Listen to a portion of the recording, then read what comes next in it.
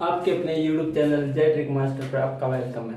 आज हम बात करेंगे क्लास 10 के परावर्तन व परावर्तन के नियम के बारे में। परावर्तन क्या होता है? जब कोई प्रकाश की किरण किसी चमकीली सतह से जब कोई प्रकाश की किरण किसी चमकीली सतह से या परावर्तक पृष्ठ से टकराती है तो उसी माध्यम में पुनः मुड़ जाती है और जिस माध्यम से यह आती है। देखो कैसे, मान लो कोई परावर्तन किसी प्रकाश की किरण ले ली, मान लो ये प्रकाश की किरण है, यहाँ पे हमने क्या ले लिया, यह परावर्तक पृष्ठ है। ये क्या है? परावर्तक पृष्ठ। परावर्तक पृष्ठ है ये। यहाँ पे क्या, कौन सी किरण? मान लो ये प्रकाश की किरण है, यहाँ पे माध्यम अलग है और यहाँ पे भी माध्यम अलग है। देखो, जब कोई प्रकाश की किरण, देखो साथ साथ पढ़ते हो, देखो जब कोई प्रकाश की किरण चमकीली सतह से, ये मान लो प्रकाश की किरण है, यहाँ पे मान लो चमकीली सतह और मान लो चमकीली सतह या परावर्तक पृष्ठ से या परावर्तक पृष्ठ से टकराती है। मान लो ये प्रकाश की किरण है, ये यहाँ पे टकरा गई, किस पे? परावर्तक पृष्ठ पे, तो उसी माध्यम में पुनः मुड़ जाती है। मान लो ये यहाँ पे आई, इस माध्यम से आई और इसी माध्यम में पुनः क्या हो जाती है? मुड़ जाती है। ये यहाँ पे माध्यम में मान लो हवा ले लो, कोई सा भी ले लो, यहाँ पे भी माध्यम हवा ले लो, यहाँ पे माध्यम, दोनों माध्यम है क्या? सेम। देखो यहाँ प्रकाश की किरण आई और मान लो चमकीली सतह या परावर्तक पर, यहाँ पे भी माध्यम क्या है? हवा, और यहाँ पे भी माध्यम क्या है? हवा। मान लो ये किरण यहाँ पे आई और यहाँ परावर्तक पृष्ठ पे टकराई और उसी हवा माध्यम में क्या हो गई? वापस से मुड़ गई। जैसे कहाँ पे, मान लो मैंने यहाँ पे ले ली, मान लो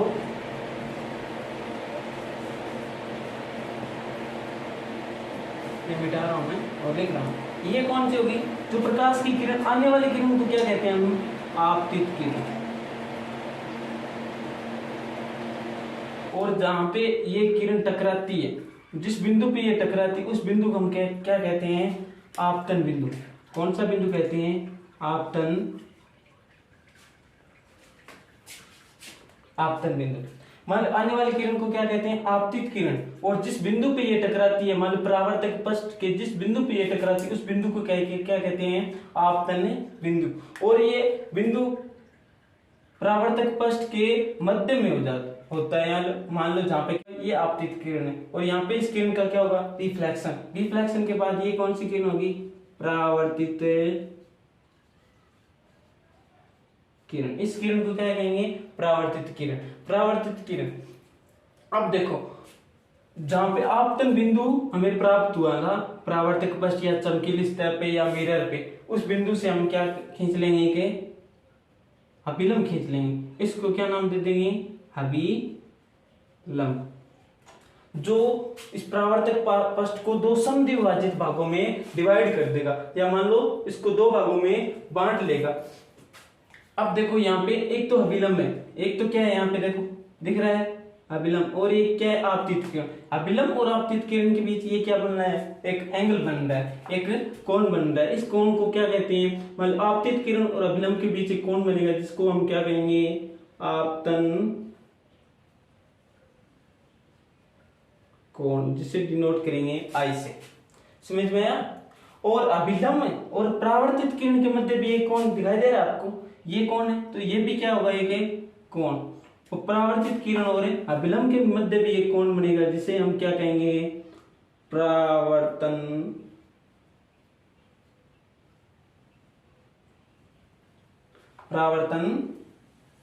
कोण, जिसे डिनोट करेंगे हम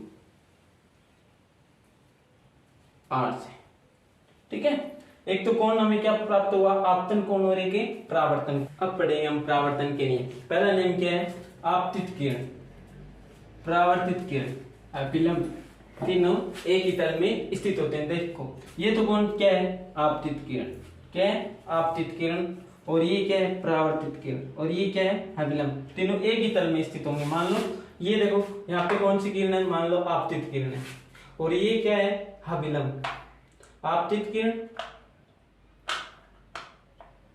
किरण, अभिलंब और मान लो एक मैंने मान लिया ये क्या है परावर्तित किरण, तीनों एक ही सरफेस पे या एक ही सतह पे होंगे या एक ही तल में स्थित होंगे। ये नहीं होगा मान लो ये आपतित किरण आई, ये परावर्तित किरण हुई और ये अभिलंब ऐसे निकल रहे, ऐसे नहीं होंगे। ये तीनों क्या होंगे एक ही तल में स्थित होंगे। ये पहला नियम है। पहला नियम जिस है कि आपतित किरण, परावर्तित किरण और अभिलंब तीनों एक ही तल में स्थित होते हैं। सेकंड नियम देखो, आपतन कोण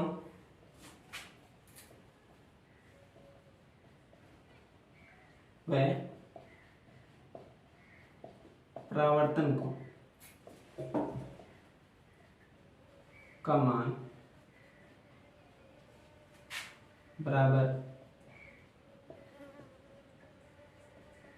होता है।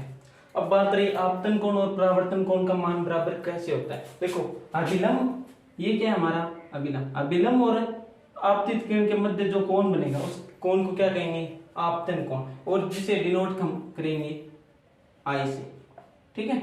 और अभिलंब और परावर्तित किरण कोण के मध्य, परावर्तित किरण के मध्य जो कोण प्राप्त होगा उसे हम कहेंगे आपतन या परावर्तन कोण, ठीक है। इस कोण को क्या कहेंगे परावर्तन कोण, इसे डिनोट करेंगे आर से।